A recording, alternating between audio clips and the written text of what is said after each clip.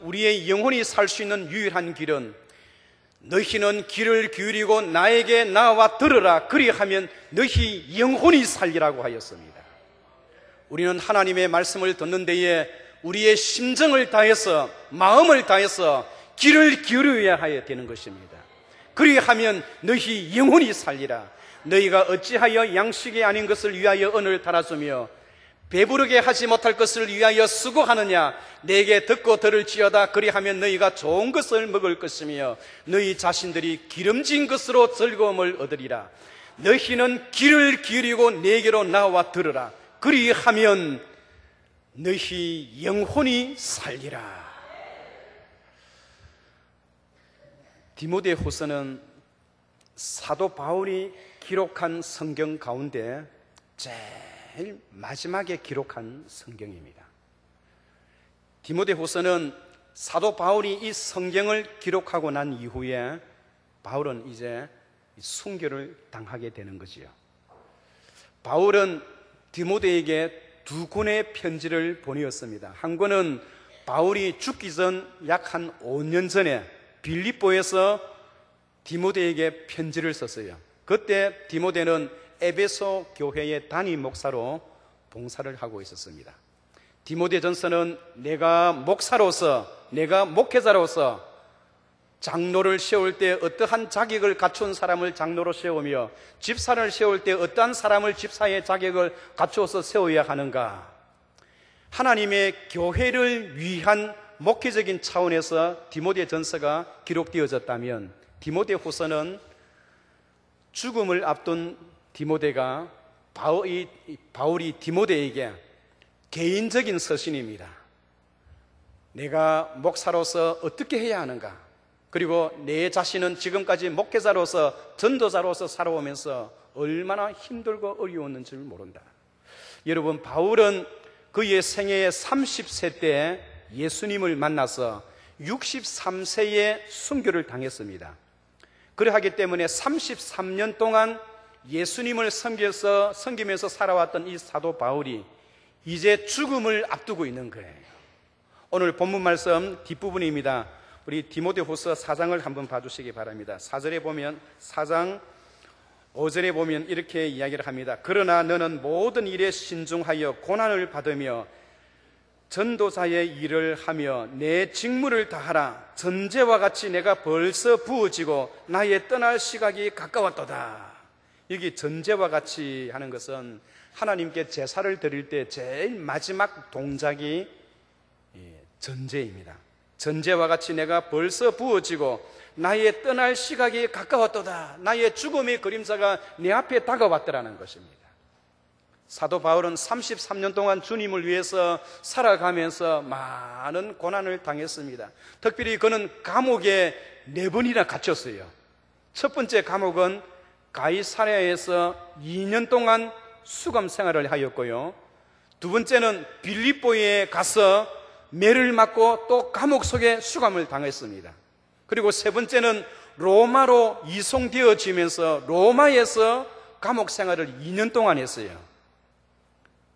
그리고 마지막으로 한 번 더 감옥 생활을 하게 되어집니다.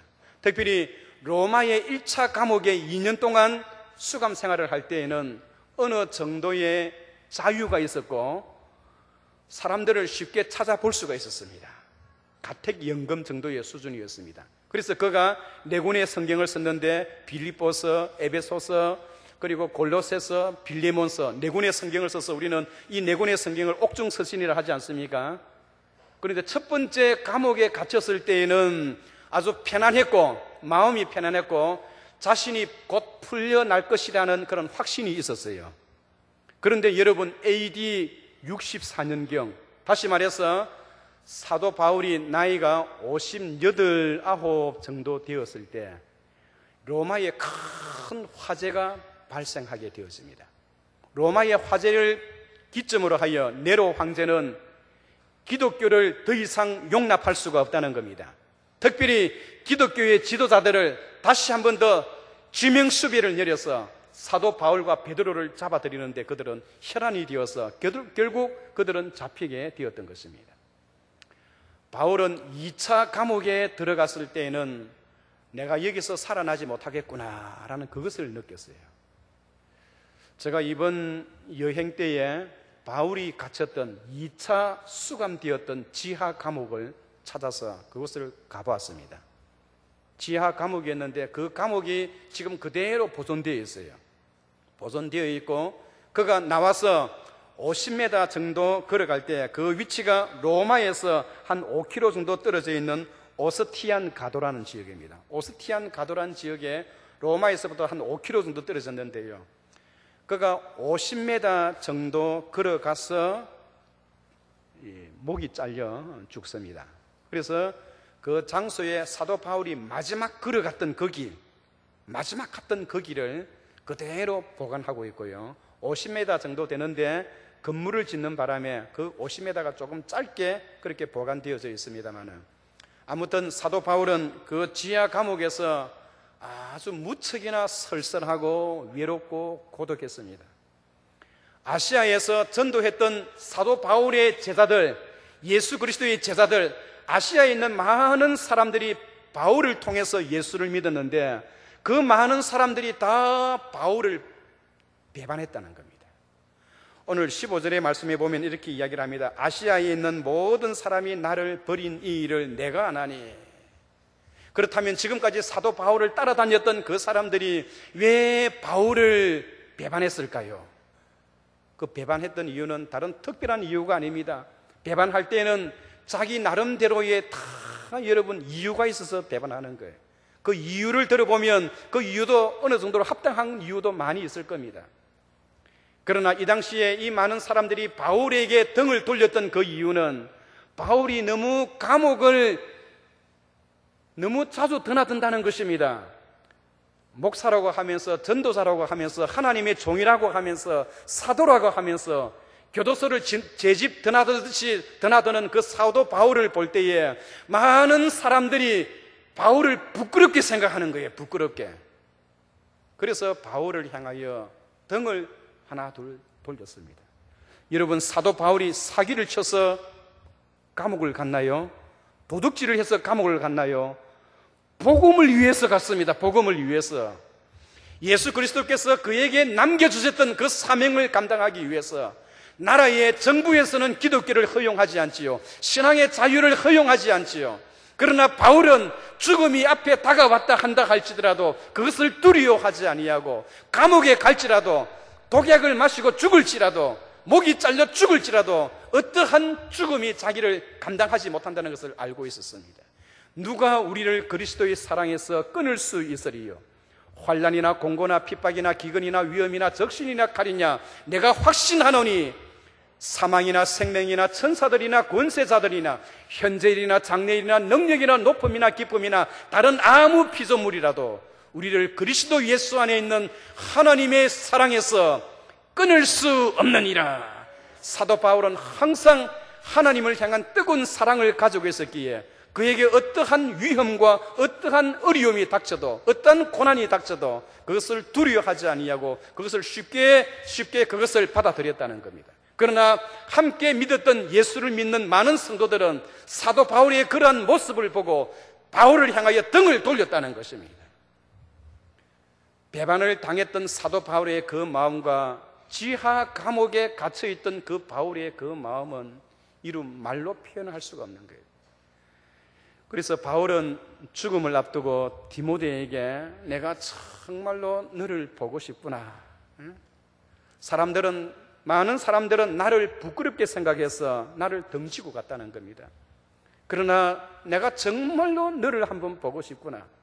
그러면서 내가 너를 보고 싶어하는 그것은 내가 너를 기도할 때마다, 너를 위해서 기도할 때마다 너의 청결한 양심으로 조상 때부터 섬겨오던 하나님께 감사하고 내 눈물을 생각하여 너 보기를 원하고 있다는 겁니다.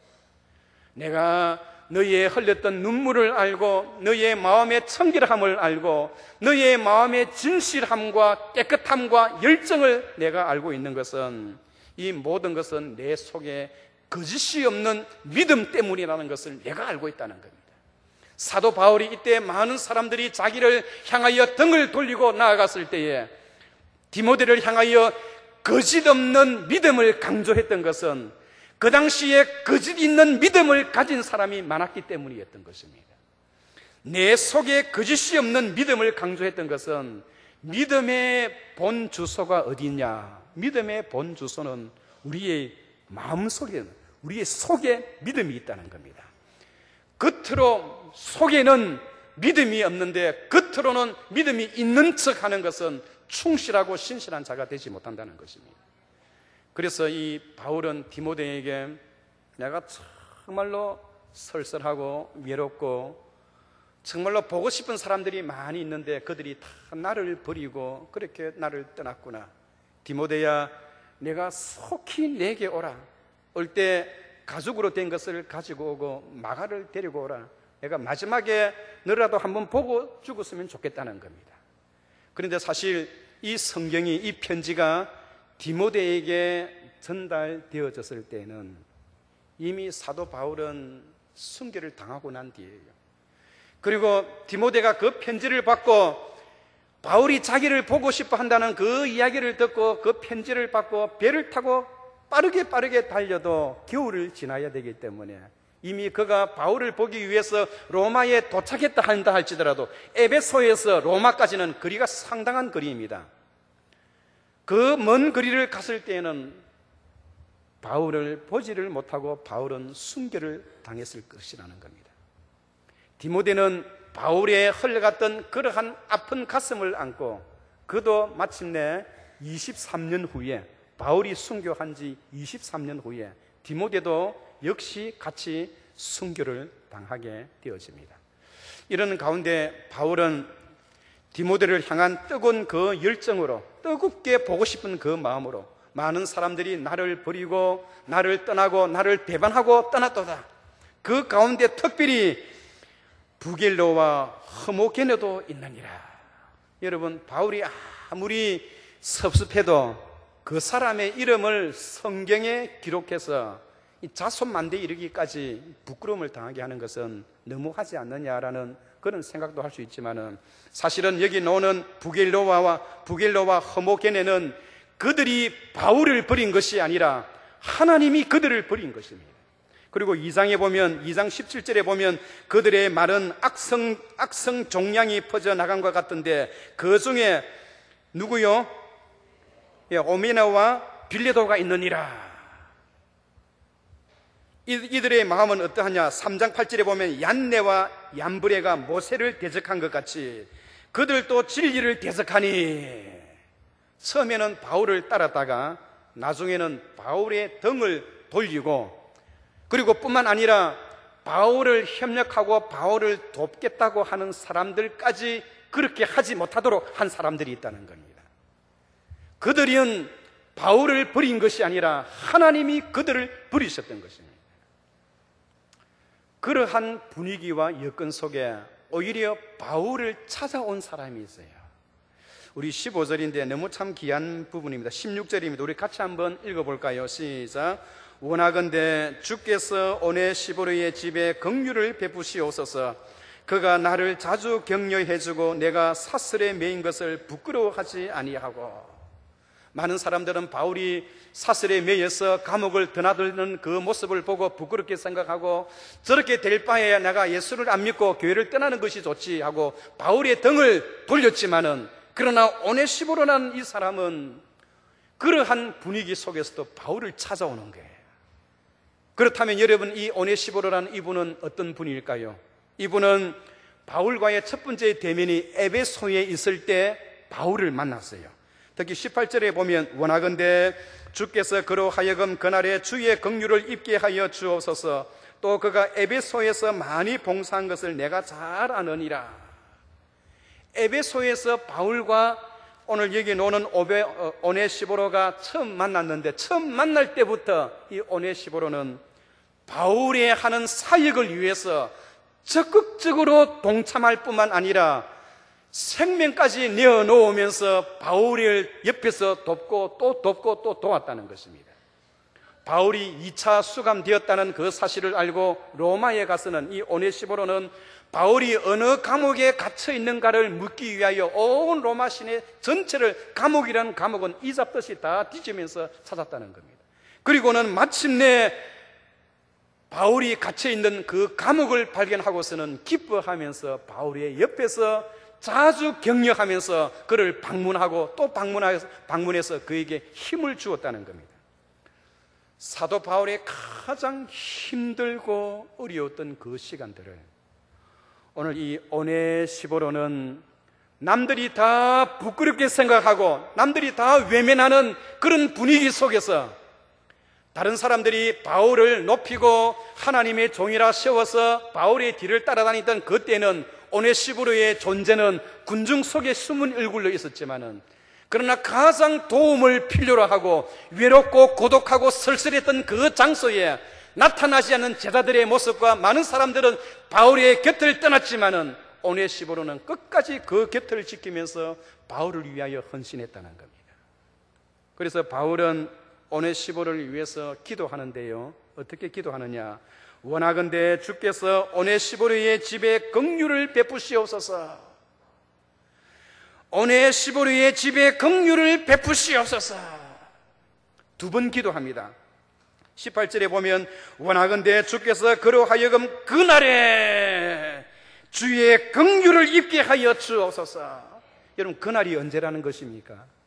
주님 다시 이 땅에 재림해 오시는 그날, 이 땅을 심판하시는 그날, 이 땅이 벌거벗은 것 같이 하나님 앞에 드러나는 그날에 오네시보로와 그의 가족들 모두가 주님으로부터 긍휼을 입게 해달라고 바울이 눈물로 감사의 기도를 그렇게 드렸다는 것입니다.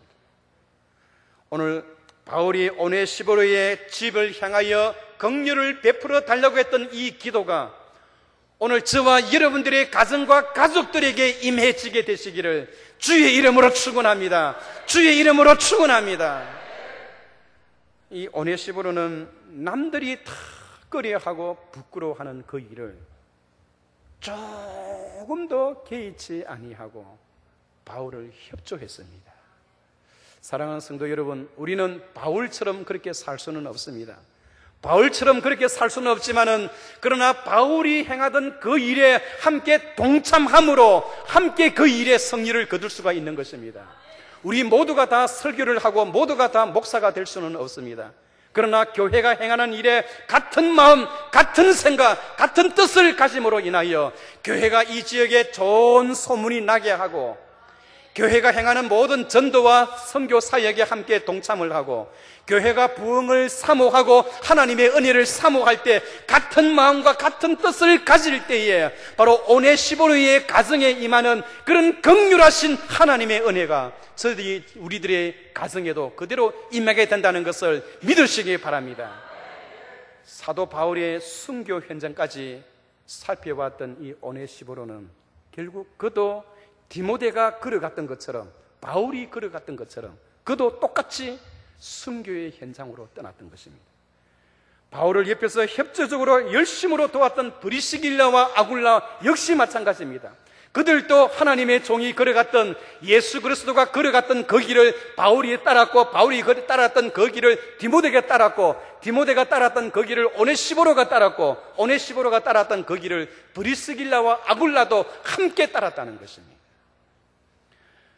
바울은 디모데에게 이 편지를 쓰면서 개인적으로 내가 너무 고독하고 쓸쓸하고 가슴에 상처가 된다는 거예요. 여러분, 바울이 아무리 믿음이 좋고 아무리 귀한 사람이라 하더라도 바울도 하나님의 은혜가 아니면 100% 타락한 죄인입니다. 아멘. 우리를 구원하게 하시는 이는 예수 그리스도 한 분 외에는 다른 분이 없는 거예요. 내가 길이요 진리요 생명이니 나로 말미암지 않고서는 아버지께로 올 자가 없느니라 라고 말씀하고 있습니다. 그래서 이 바울은 디모데에게 내가 교회를 이끌어가는 교회의 차원에서보다 내 자신적으로 내가 말씀을 가슴속 깊이 새기되, 그러나 너는 배우고 확신한 일에 거하라. 너는 누구에게서 배웠는지를 내가 잘 안 알고 있거니와 또 어려서부터 성경을 알거니와 성경은 너로 하여금 그리스도 예수 안에 있는 믿음으로 말미암아 구원에 이르는 지혜에 이르게 하느니라. 바울의 마지막 당부가 디모데에게 네가 하나님의 말씀을 날마다 가까이 하고 가까이 하라는 거예요. 이 율법책을 내 입에서 떠나지 말게 하며 주야로 그것을 묵상하여 그 가운데 기록한 대로 다 지켜 행하라. 그리하면 내 길이 평탄하게 될 것이라. 내가 승리하리라. 주님께서 말씀하셨던 것처럼요. 우리가 왜 하나님의 말씀을 날마다 가까이 해야 합니까? 너는 귀를 기울이고 내게로 나와 들으라. 그리하면 내 영혼이 살리라고 하였습니다. 하나님의 말씀을 가까이 하면 우리의 영혼이 살아나는 거예요. 하나님의 말씀을 가까이 하게 되면 여러분 어떤 일이 생깁니까? 구원에 이르는 지혜가 있게 하느니라 라고 합니다. 모든 성경은 하나님의 감동으로 된 것으로 교훈과 책망과 바르게 함과 의로 교육하기에 유익하니 이는 하나님의 사람으로 온전하게 하며 모든 각종 선한 일을 행할 능력을 갖추게 하려 함이니라. 하나님의 말씀은 하나님의 백성들로 하여금 온전하게 한대요. 그리고 뿐만 아니라 선한 일을 행할 능력을 갖게 한다는 말씀하고 있는 것입니다. 그러므로 사도 바울은 디모데에게 오보시보로의 바로 오늘 오네시보로의 이 사건을 이야기를 하면서 네가 말씀을 가까이 하라. 때를 얻든지 못 얻든지 말씀을 전파하라. 말씀을 가까이 하라. 그렇게 말씀하고 있습니다. 이사야 선지자는 외칩니다. 외치는 자의 소리여 들으라. 이르되 내가 무엇이라 외치리이까? 이르되 모든 육체는 풀이요 그의 아름다움은 들의 풀과 들의 꽃과 같더니 풀은 마르고 꽃은 시드나 하나님의 말씀은 영원히 있도다. 우리가 말씀을 가까이 해야 하는 이유가 무엇입니까? 그것은 바로 이 세상의 모든 것은 한순간적으로 왔다가 한순간적으로 사라지지만은 하나님의 말씀은 영원히 거하기 때문에 말씀을 가까이 해야 한다는 것입니다.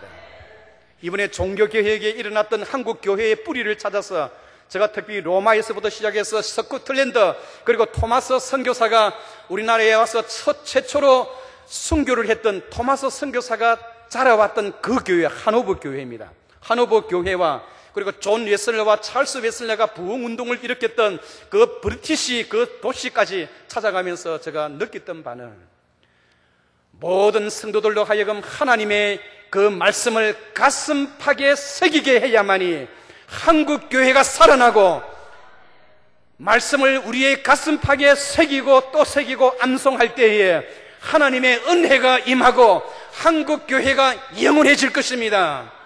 말씀을 새기지 아니하면 스코틀랜드에 있는 그 좋은 그 교회들이 박물관이 되어버렸던 것처럼 우리 한국교회와 우리 교회가 하나님의 말씀을 가까이 하지 아니하면 우리도 언제 그렇게 될지 모른다는 것입니다.